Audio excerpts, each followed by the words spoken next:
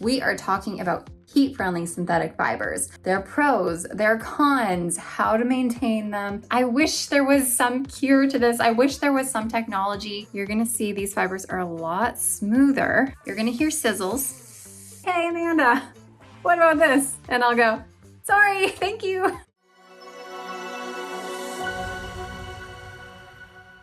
Hi everybody, welcome back to the Chiquel YouTube channel. My name is Amanda and today we're going to be talking all about heat-friendly synthetic fibers, the good, the bad, the ugly, and everything in between.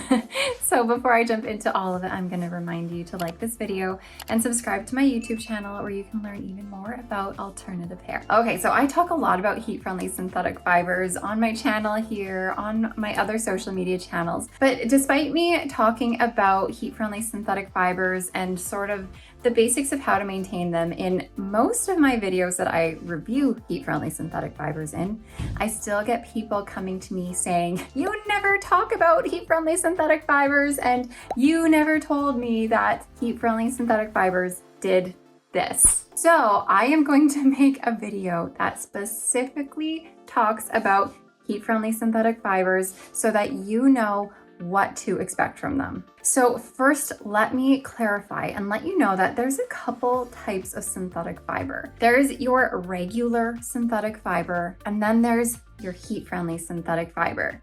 We are not going to really talk about regular synthetic fiber today. I'm sure it'll come up sporadically here and there, but we're not truly going to talk about it. That's not what this video is about.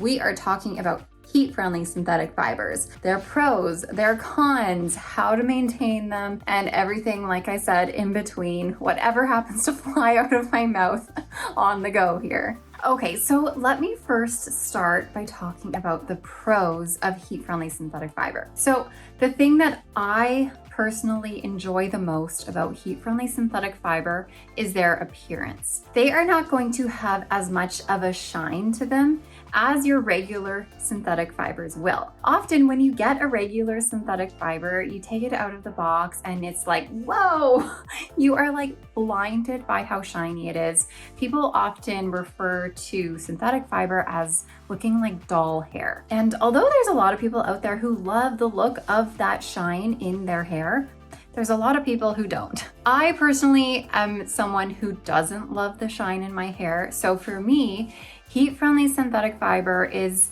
almost all I wear. I do have a few synthetics, but I personally prefer heat-friendly synthetic fiber just because of the lack of shine that comes with it. I have found that pretty much across the board, no matter what brand I have of heat-friendly synthetic fiber, it is still less shiny than any other brand of synthetic fiber. So if you are someone who just does not like the shine or that doll hair-like appearance, then you might want to stay away from plain synthetics and opt for heat-friendly synthetic. Now, other than that pro about the shine, there's truly not a ton of other fantastic pros about heat-friendly synthetic fiber. For me personally, something I benefit from and something I enjoy about heat-friendly synthetic fibers is the fact that I can restyle them pretty easily with my hot tools and turn them into a new style. Pin it up, something sassy, but powerful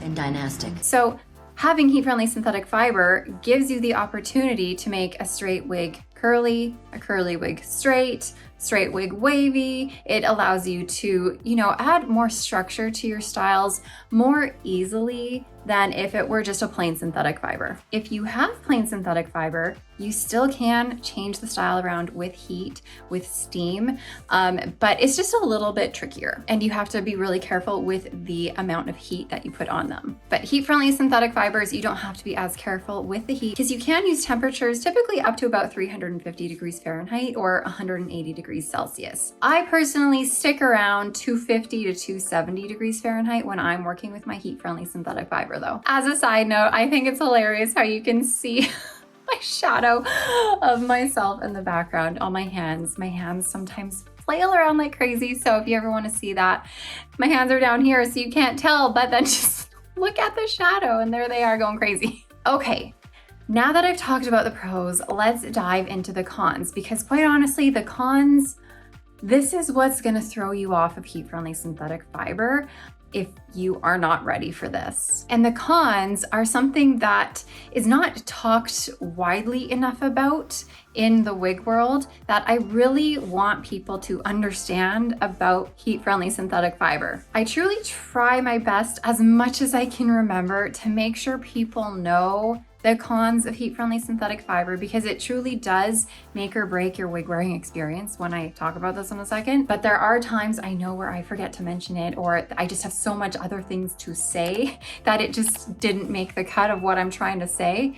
But that's why I'm making this video, so I can just like get it all out. Okay, the biggest cons of heat-friendly synthetic fiber. I'm just gonna kind of say them all at once here, and then I'll sort of talk about them a bit more. The biggest cons about heat-friendly synthetic fiber is that they get frizzy really quickly. When I say really quickly, I mean like within the first couple of wears, likely, maybe 2 or 3 wears, you're gonna see frizz showing up at the ends of your heat-friendly synthetic wigs. So they get frizzy and frazzly. They get really tangly also very quickly. And when you have a longer wig, it's gonna be more tangly. So the longer the wig is, the more tangly your heat-friendly synthetic fiber is going to get. The shorter it is, the less tangly it's gonna get. And I mean, that's true with any type of hair, to be honest. That's true with plain synthetic. That's true with human hair. That's true with your own bio hair growing out of your own head, right? But there's just something about heat-friendly synthetic fiber that is like extra tangly. So know that if you get a long heat-friendly synthetic fiber wig, your girl is gonna tangle. So not only is it gonna frizz really quickly, not only is it gonna tangle pretty easily, it's also gonna get a little bit tacky feeling and start clumping up. And when I say tacky, I don't mean that it gets sticky. It just, the fiber, I don't know how else to explain it other than the fibers clump together and you almost feel it in your fingers. Like you can tell when you have a heat-friendly synthetic wig just because of the tackiness that comes along with it and the way that the fibers clump together throughout the day. And so what you're gonna see throughout the day, by the end of the day, you might come home and you might have just hunks of fiber that don't flow smoothly as if they were human hair. They just move as one chunk together, if that makes any sense.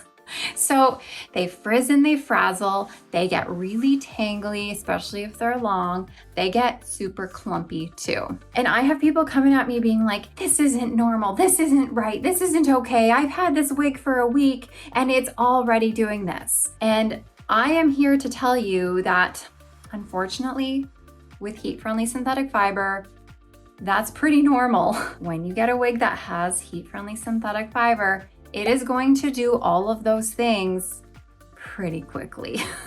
I wish it didn't. I wish there was some cure to this. I wish there was some technology that created synthetic fiber or heat-friendly synthetic fiber that doesn't do any of this, but I have not seen this technology yet. I have not seen this fiber yet.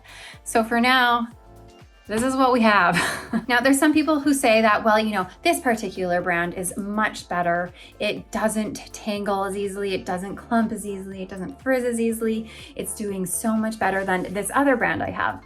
But in my experience, to be completely honest with you, every single heat-friendly synthetic fiber wig that I have owned has all clumped. They have all tangled. They have all gotten frizzly and frazzly, all within the first, 2 to 7 wears. So those right there are your biggest cons of heat-friendly synthetic fiber. Now, that's not to say that regular synthetic fiber doesn't frizz and frazzle and doesn't tangle and doesn't clump. However, regular synthetic fiber does not do all of those things nearly as quickly as heat-friendly synthetic fiber. So if you are looking for a fiber that is a little bit more durable, that requires a little bit less maintenance, that doesn't show signs of wear and tear after a few wears, and you're okay with having shine, that extra shine, then you might prefer plain synthetic fiber. But if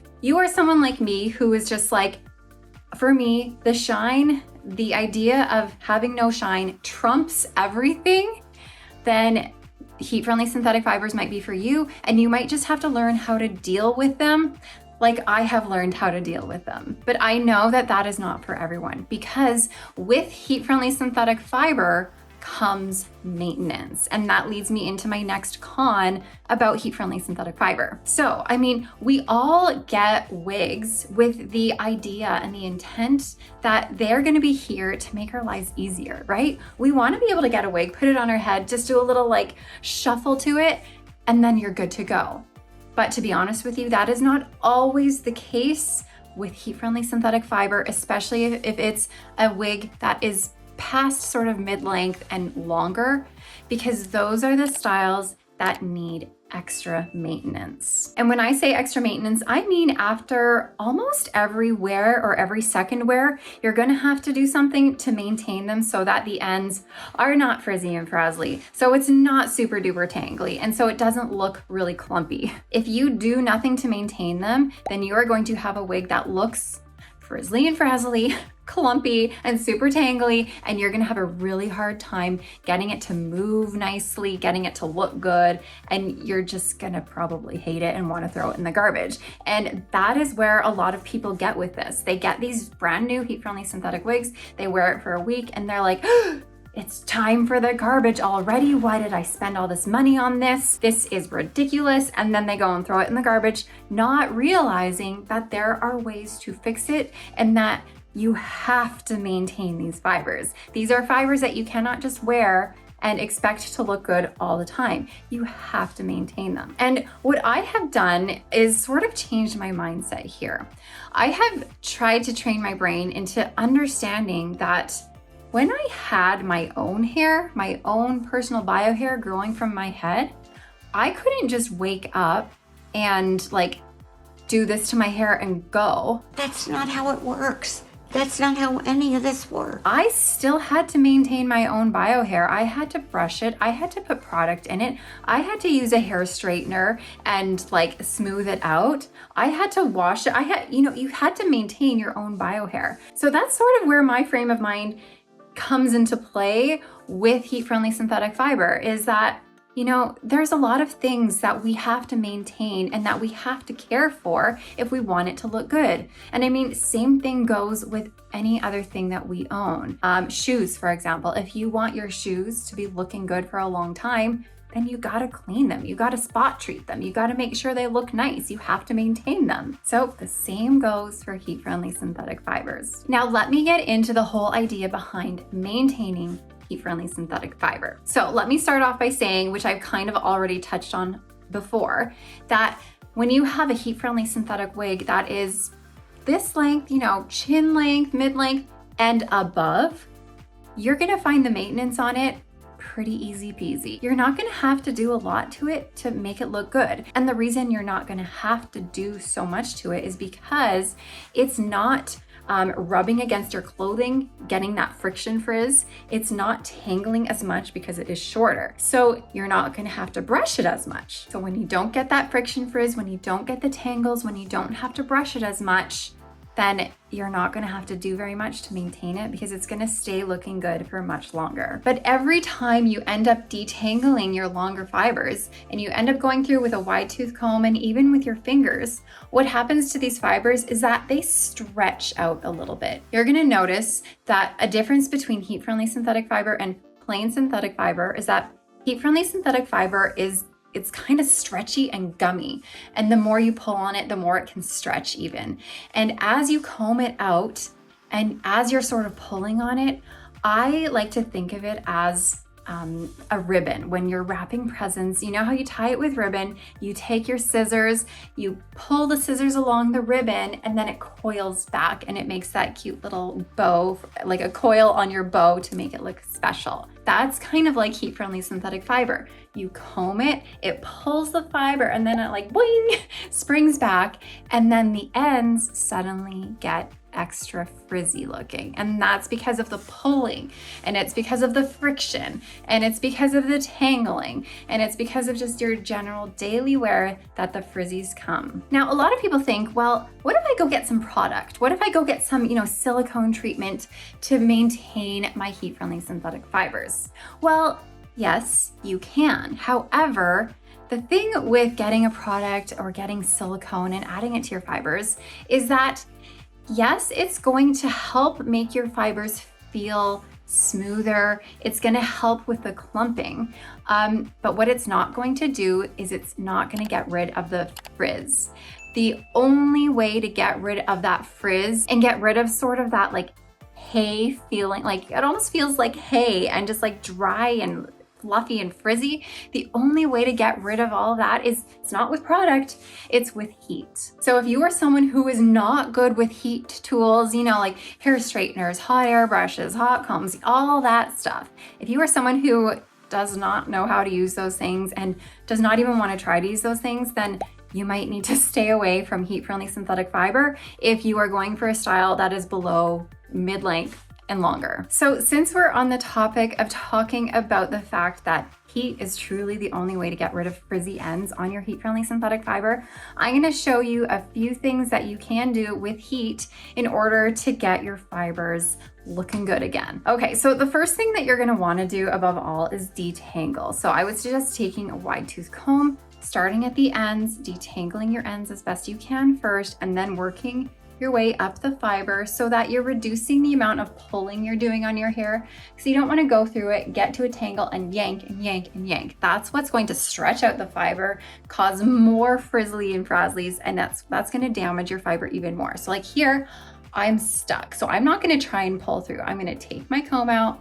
I'm going to start at the ends again, work through this little bitty tangle here until it's feeling smooth and better and able to work my way up again. Okay, so once your tangles are all out, that's now when the heat can come into play. Before adding heat to your heat-friendly synthetic fiber, I definitely suggest spraying with some water first. There are some people who enjoy using a heat protectant on their heat-friendly synthetic fibers, which is totally fine. You can absolutely do that. However, that being said, I personally have never used heat protectant on my heat-friendly synthetic fiber ever, and they are all still standing today. I haven't had a problem. I've had heat-friendly synthetic fiber wigs last me like 8 years before. But if you are worried about it, by all means, go get yourself a heat protectant, use that. You can also use water too. But for me, water is great. Now, the water is able to soften up the fiber, and especially when it's converted into steam, which is sort of what happens when you're adding heat to it. But when it's converted into steam, it helps make your fibers a little bit more pliable and easy to work with and easy to style. So I definitely suggest spraying with water first. Don't drench it, but just make it damp. Now, by softening your fibers with the water, what it can also do is provide a little bit of a barrier between your hot tool and your fiber. I mean, it's water, it's not going to provide a huge barrier, but it can provide a little bit of a barrier, potentially helping to protect your fiber a little bit more than if it were just a plain dry fiber. Okay, now that I've added some water here, we're going to add heat. And when I say add heat, I mean like use a hot tool that you have at home, such as a hot air brush.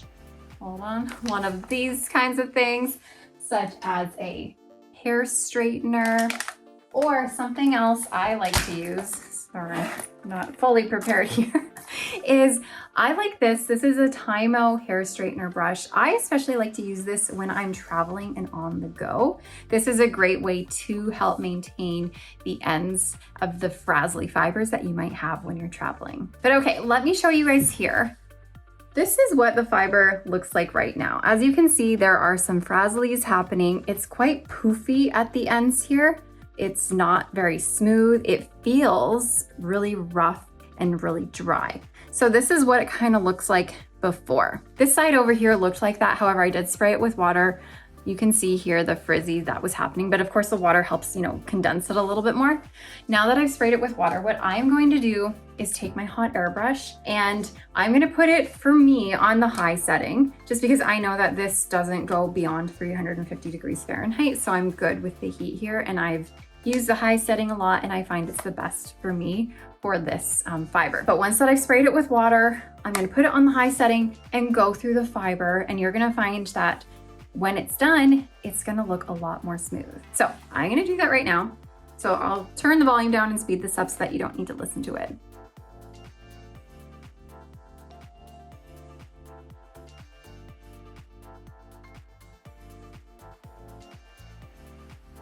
Okay, so now that I've done that, you're gonna see these fibers are a lot smoother than this side. That's quite a bit frizzy still. Now let me talk about a hot airbrush. You can truly use almost any hot airbrush, to be honest with you. The way that I like to use the hot airbrush is on my straighter, structured styles. When I say straighter but structured, I mean styles that aren't curly, aren't wavy, but styles that have a little bit of like structure and curve to them, if that makes sense, that are not stick straight. Like you can tell here, this curves in, it's not stick straight. So when I want to be able to maintain that structure to my style, almost give it a little bit of a body happening, a little bit of volume, and make sure it's not stick straight, I would use my hot airbrush. I would not use my hot airbrush on a curly heat-friendly wig or a wavy heat-friendly wig.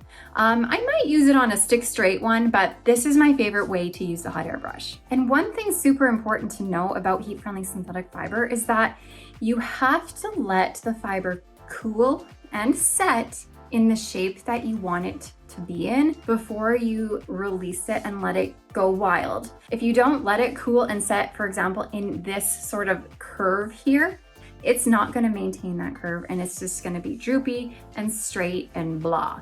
And you might not necessarily want that unless you have a stick straight wig. So make sure you are guiding it into the position you want it to be in.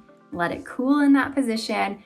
Don't let it come out of that position until it's cool and you're ready to release it. Okay, now let me show you my hair straightening brush. Like I said, this is the Tymo Porta hair straightening brush. You can charge it up. It's cordless. You can take it on the go with you. I got this on Amazon. Something like this I would use on either a straight wig, on a structured wig that's sort of straight, kind of like this one, or I would even use it on the ends of a wavy style. And let me show you. So I'm gonna put water on the ends here, and we're gonna pretend that this is a straight wig. You're gonna hear sizzles, and that's okay. That's just the water, obviously, kind of converting into that steam when it touches this heat here. So if I had a straight, like a stick straight wig, this is great for that.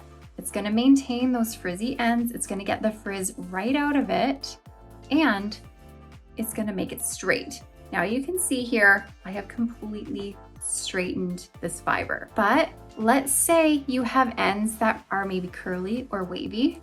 With something like this, you can guide it through the curl pattern, and watch this.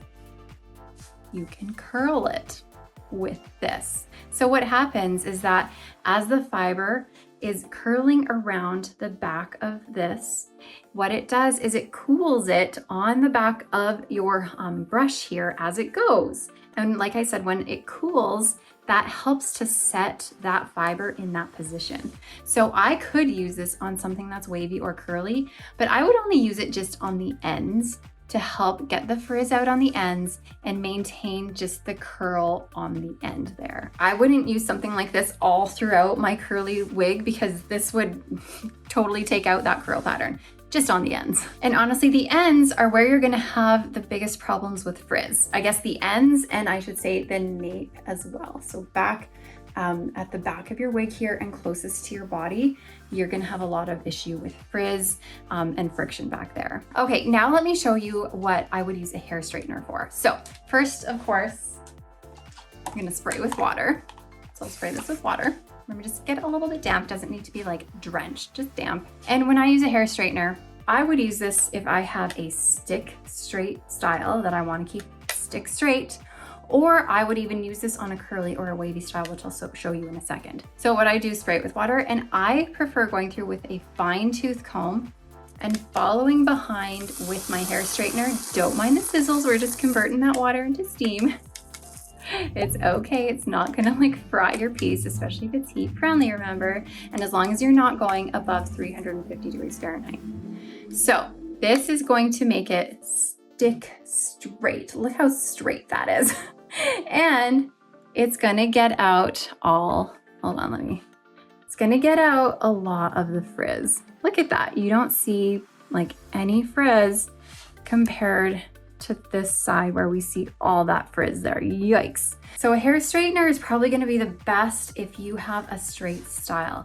Definitely go through with a fine tooth comb first, like before you pass through and after, because what it does is it kind of pulls at the fiber as much as it can, straightens it out for you already, and it sort of provides like a little template for you as the hair straightener goes through. So I find that to be the best thing to do for a straight piece to get the frizzly frazzlies out as best as you can. But for me, I would also use a hair straightener when trying to maintain the ends of my curly or wavy styles. So again, I'm gonna spray with water, take my hair straightener, go through the end of my wavy or curly style, and as I curl it, it's gonna cool on the back of my hair straightener. And see how I just curled it super easy?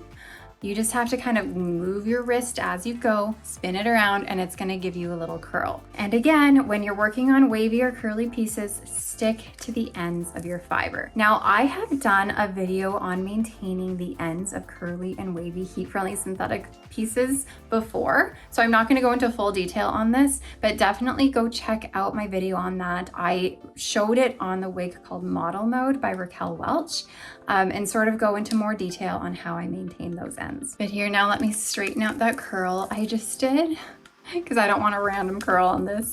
And it's really easy to just get it completely out. And you're not gonna singe your fiber as long as you're staying below that 350 degrees Fahrenheit. But like I said, I like to keep it more around 250, 270 when I'm doing mine. So mine's at 265 right now, just because that's where it's at, and I kind of stick around that. Now, after you've added water and heat to your heat-friendly synthetic fiber, you're gonna find that it is so much easier to put your hands through it. It is so much softer. Like I showed you, that frizz is basically gone. But if I go to this side, that frizz is still there, it's still poofy, and it's hard to get my fingers through. Even though this is something I have already detangled, it's still hard to get your fingers to go through it. So heat truly does wonders, but it is important to note that even though this looks good right now, it's not gonna look like this in a couple wears. It's gonna start looking like this again pretty quickly. So you're gonna have to do this again. And to be honest with you, if you have a style that is straight-ish, maintaining it, easy peasy. As soon as you get home from the day, you're ready to take it off, go through with your heat. It'll take you 2-3 minutes, and then take it off, put it on your wig stand, and you're good to go. If you have a curly or a wavy piece, quite frankly, that is another story, and that will take quite a bit longer. So as a random little tidbit of advice for you, if you are someone who's brand new to wigs and someone who's not used to using hot tools on their own hair, or you're not good with your hands and you're not good with styling, I would stay away from curly or wavy heat-friendly synthetic fiber that are mid-length and longer. Either go with a straight one because it is easier to maintain, or go with something that's like above your shoulders. Okay, you guys, I feel like I've been talking a lot. I feel like I've said all I need to say, but if I have forgotten to say something about heat-friendly synthetic fiber, and you are someone who is knowledgeable in this, feel free to comment below and be like, hey, you missed saying this, and I'll be like, oh, I'm sorry. Because if you know me, you know my brain goes a mile a minute. I've got scattered thoughts all over the place. I'm someone who doesn't write notes and like put them behind me and like read off of them, because I find that for me, that makes me too scripted, and I like to just talk on the fly and just say whatever the heck comes out of my mouth. However, the downfall of that is sometimes I miss something. So, you know, that's where you guys can come in handy for me and just let me know below and say, hey, Amanda, what about this? And I'll go, sorry, thank you. Anyways, you guys, if you have any questions, if you have any comments, if you have any concerns, if you have anything, if you even just want to say hello, please comment below. I'm always happy to see your comments and interact with you guys. That's what this space is for. It's about building that community, knowing that we all have support from one another, and also knowing that you're not alone. Being able to see all these comments below videos like this, it's like, oh, there's another one. She said exactly what I was thinking. That makes me feel better. Or she said something that I've been wondering about. That's amazing. It's so nice to have this community coming together. Pardon my hands. Okay, you guys, I've kept you long enough. Go live your life. Have a great day. And I guess I will see you next time. Bye, everybody.